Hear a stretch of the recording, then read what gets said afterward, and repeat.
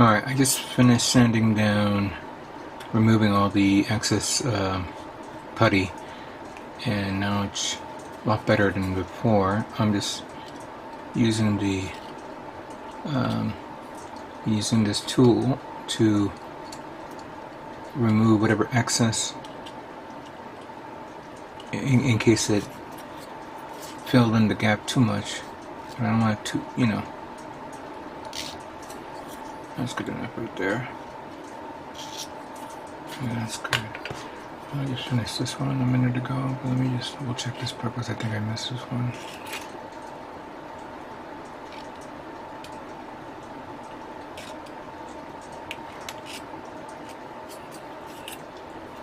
Yeah, that's good.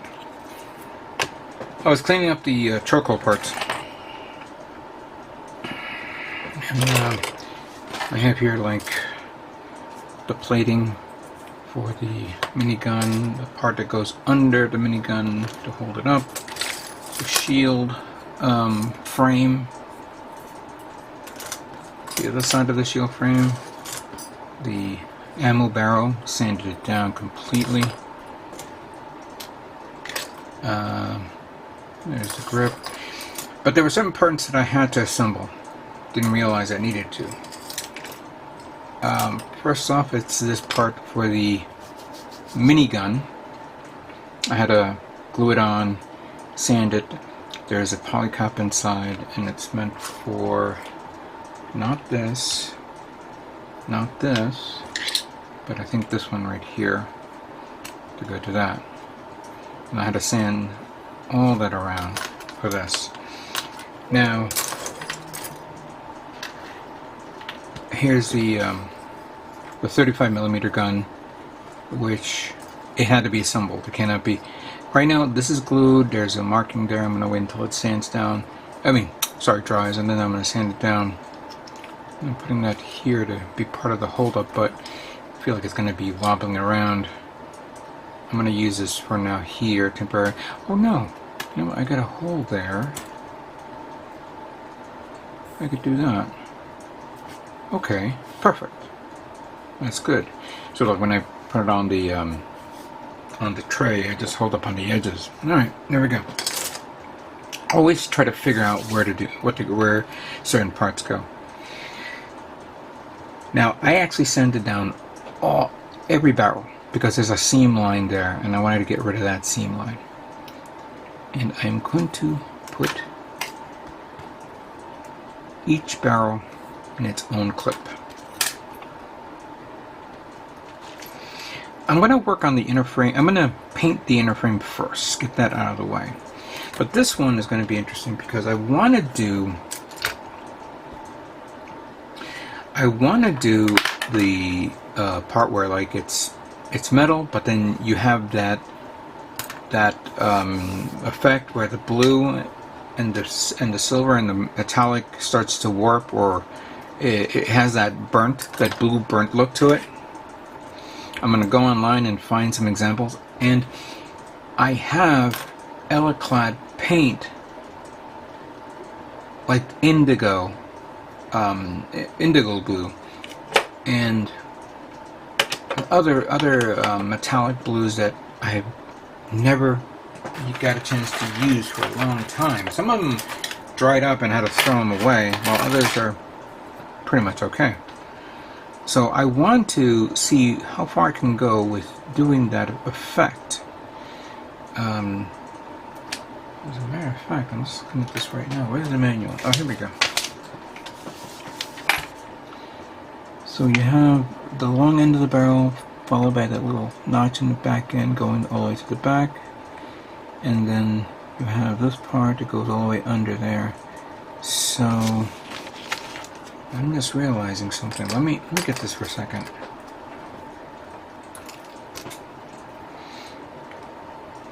Okay, so it goes up to there, so I don't have to worry about, well, I am going to have to worry about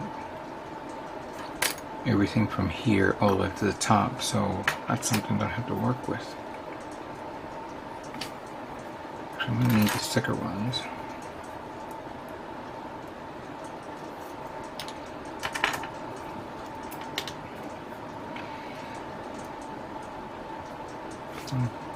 almost pretty much done with the inner, cleaning up all the inner frames.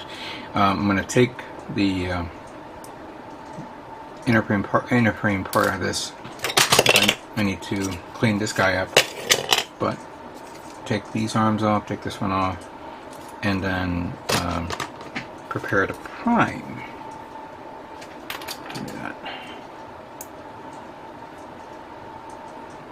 Again, I actually was surprised that I had to build the minigun like this. I really wouldn't have thought of it, but it would have made sense at the time. We also have the now this one. Let me see here.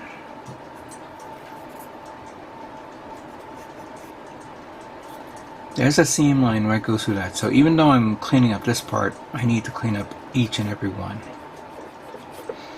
because that way you don't see that seam line in there.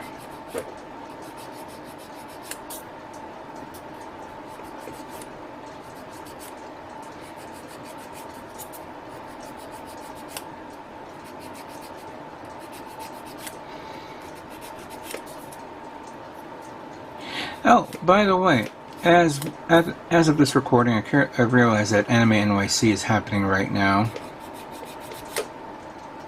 I'm not going, of course.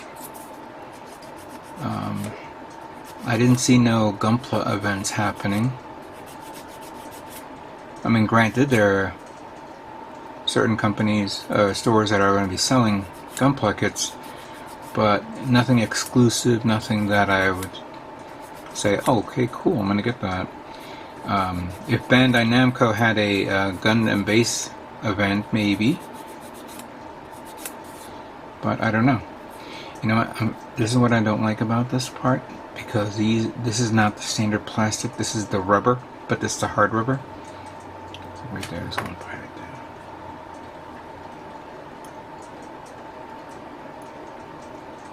there. I'm going to use this one, probably be a lot easier.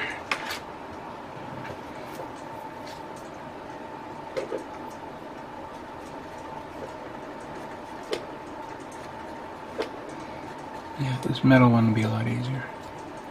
But you got to be very careful.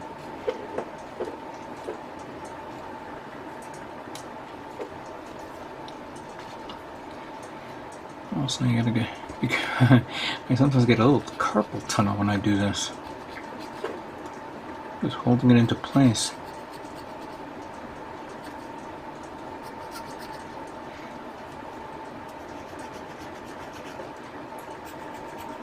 There we go. I'm almost done here.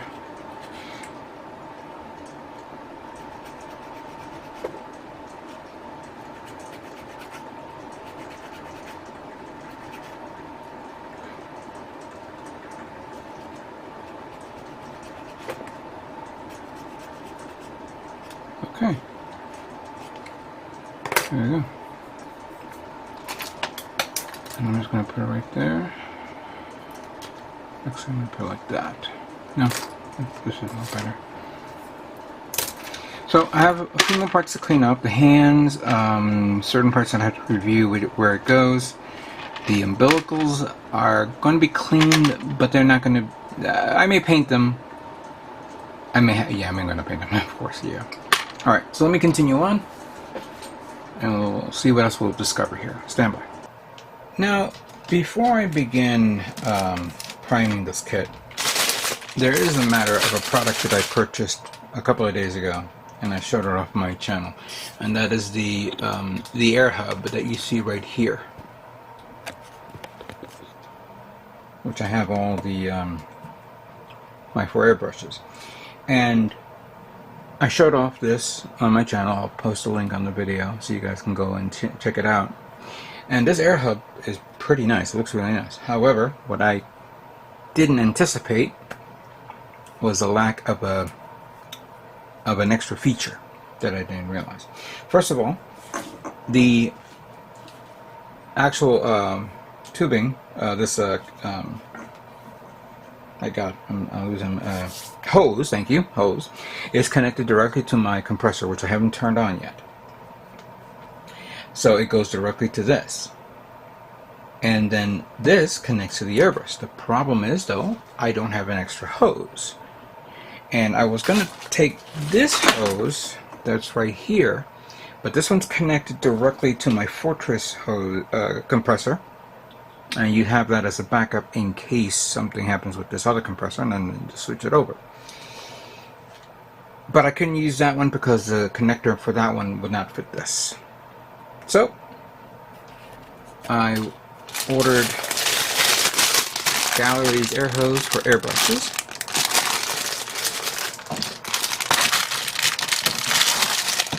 This is like about $5 or $6 on their site. It's braided. And I'm going to only extend out maybe a good 3 feet worth of it. And then I'm going to wrap it around this, because this thing is about over 6 feet, and I really don't want all these hoses all over the place, making it difficult for me to work on, or me tripping on my own hoses. Here we go. So here we go. So this one will go here.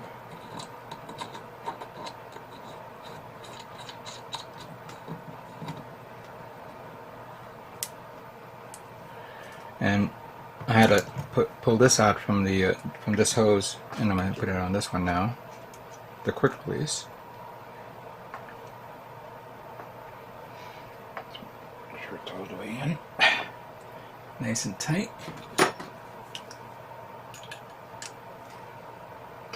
And if you want this, it's on Gaahlerie's website. Again, if you use my product code Starter Prime, you'll get 10% off. I don't know if the sale is still going on. I'm going to turn on my compressor.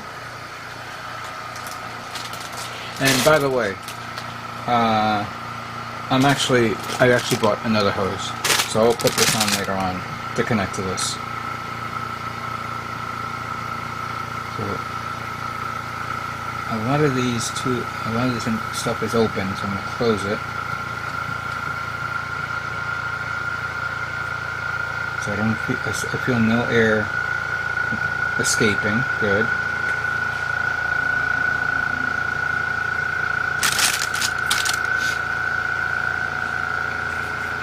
Oh, and there's another thing, and I forgot to mention this in the previous video. There's a I had to remove 2 pieces of tape, because there's another tape under this that's holding on to this, so it's actually held on into place very strong.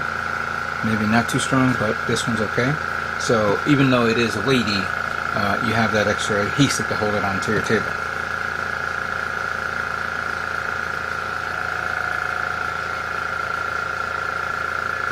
I'm not hearing any escape of the air.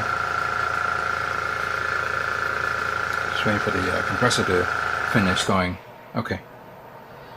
Okay, I'm not hearing nothing. I'm not feeling no air escaping. And if I hit this button, actually,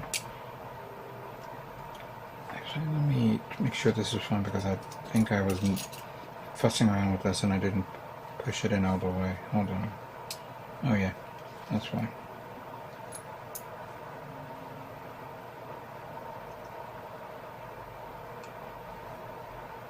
Yeah, there's no air coming through.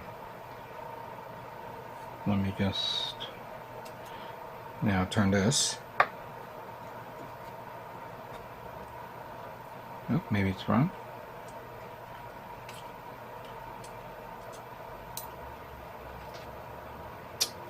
I turned it wrong. There we go. Okay, I do see the actual ball pull up. There we go.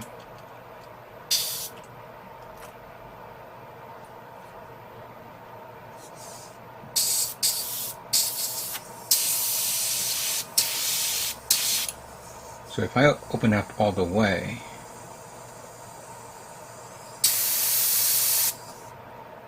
Okay, and then if I lower it down, you can actually hear. So this is good. Unfortunately, it doesn't have like a maybe a gauge to tell you what the PSI is. Let me increase the PSI on the compressor a bit, because I still have it on what is it, 15.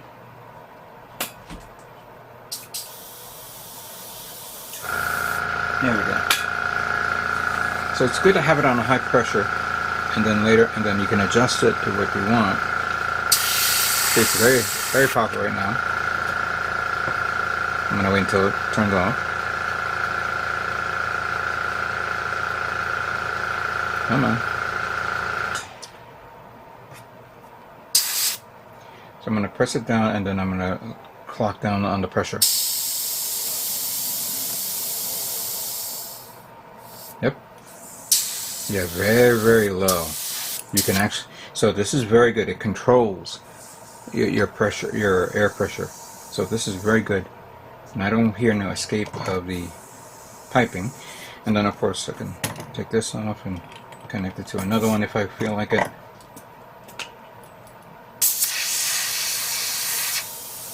This one needs to be cleaned because I think it's, yeah, it's one of my older Revolution Iwatas that needs to be cleaned up.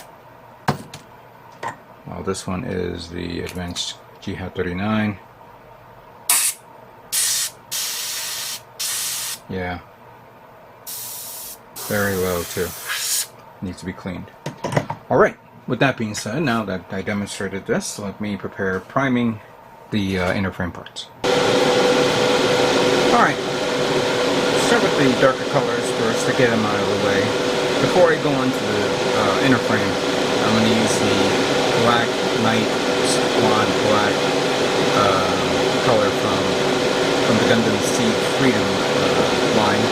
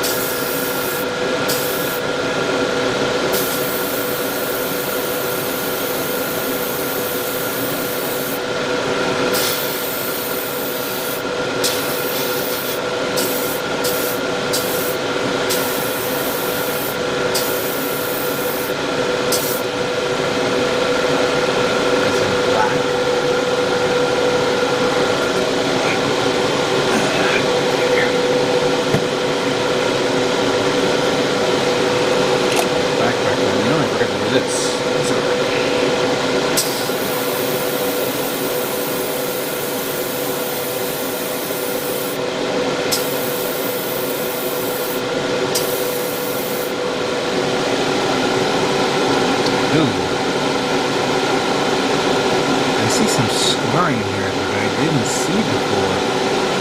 Why didn't I see it on the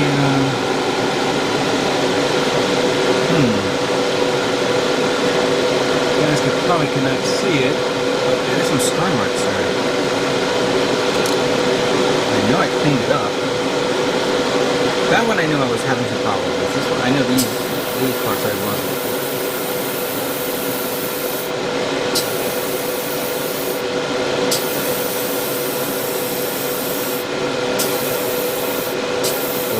Pretty much shows like all the unusual defects that you would normally find on a kit, on a kit that is.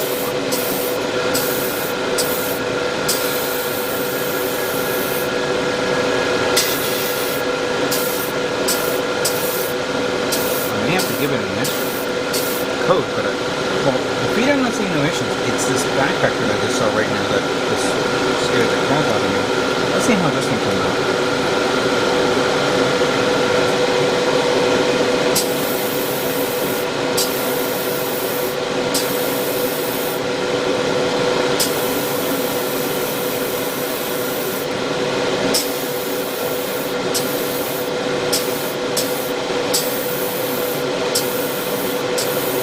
One thing about black is you may have to give it a second coat depending on how it looks. I I've had experiences where I painted a kit black, it looked black, and then it had this weird faded look in an area that I didn't notice, or I missed it based on the angle of the lighting.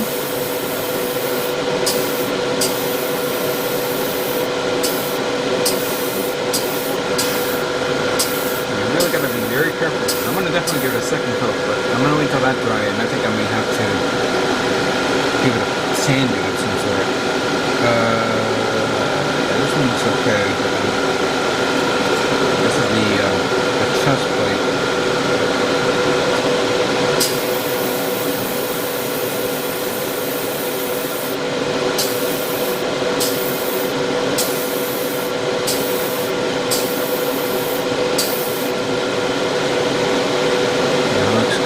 Pretty much it. I already painted this one already before. Let me wait until it dries. I'm going to repaint it again, check that out again, and then we'll move on to the next color.